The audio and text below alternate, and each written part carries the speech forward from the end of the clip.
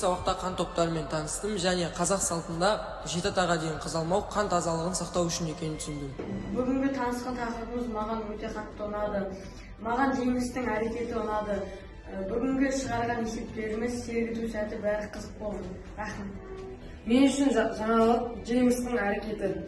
Ал бүгінгі сабақ өте жақсы болды және тез өтті. Жақсы сабақтар тез өтеді.